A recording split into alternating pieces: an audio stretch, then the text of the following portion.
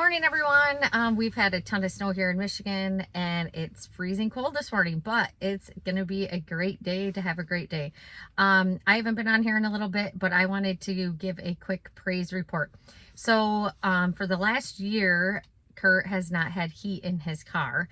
And so all last winter, he didn't have heat in his car. And it was very humbling because we actually ordered a part from Germany and it didn't come in for a while. Anyways, and he already had like almost 300,000 miles on his car. Long story short, anyways, so we've been praying because cars are so expensive right now. Used cars, new cars, everything, right? With inflation, and it's just absolutely crazy. So I'm like, okay, God, you have to open up a door for us. Well, Kurt actually was going to go to Cleveland. Mike, one of our friends, was actually going to fly him there and then drive this car back. And God just put it in my heart to tell him, you know what, why don't we find something different or whatever. And Kurt's like, no, I've been researching cars forever and da da. So anyway, so Sunday we were on our way to church and I just felt such a prompting from God. Well, then when we were singing in praise and worship at church, God just totally arrested my heart and I just lost it. God, I felt the Holy Spirit telling me, you remain faithful and you had trusted in me. So I'm like, oh my gosh. So I just started crying, and Rob was singing in the praise and worship, Rob Beckett, and it was just so awesome. That song, Oceans, I swear it gets me every time. But anyways, and so Wednesday I had messaged our Bible study ladies and said, hey, can you please just put in extra prayers that we can find a vehicle and that's reasonable. Well, that day, Wednesday, Rob from church, who was in the praise and worship, had posted a picture of his vehicle, a 2013 that he was selling. And so Kurt's like, oh my gosh, this is such a God thing. There's no way.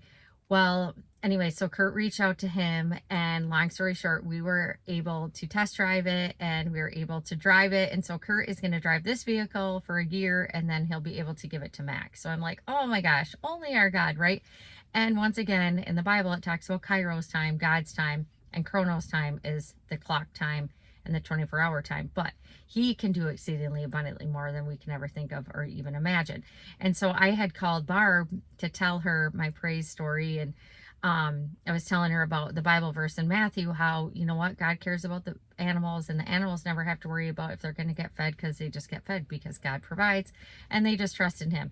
Well, Barn 45 was so gracious. Joy and Jamie were rented out for all the volunteers a theater for us to see The Chosen, the third series, and the first and second episode, which was absolutely amazing. You guys have to watch it. If you haven't watched The Chosen yet, watch it. It's free. You can download the app and you can watch it on there, but watch all of them. They're so good. But anyway, so when Jesus was up there, the very first part of the first episode was the Sermon on the Mount.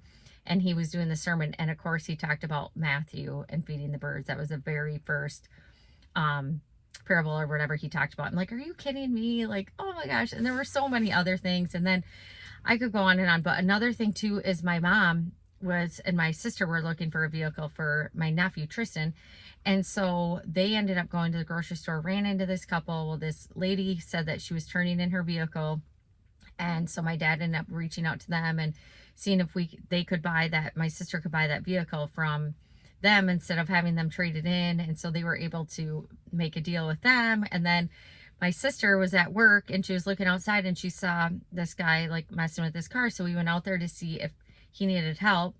And he's like, no, I'm trying to fix up this car. My wife is going to be selling it. And my sister's like, oh my gosh, no way. That is the same exact vehicle my mother-in-law has been looking at to buy. And he's like, really? So anyways, later on that night, they ended up driving it over to Paula, my sister-in-law's, or my sister's mother-in-law's house. She test drove it and bought it on the spot. So I'm like, oh my gosh, you know what? He aligns everything for the good. So if you are waiting for something right now, you just remain faithful. And I know that keeps coming up for me. And I know Joy on Thursday had talked about that too. Like, you have been faithful all of my life. That song, The Goodness of God. And it's so true. Like, he does remain faithful, even if you can't see it in the time. But when you get to heaven, all things they'll all be aligned and you'll be able to see why everything happened. So I just hope you have an amazing, awesome day and keep remaining faithful, and love you so much.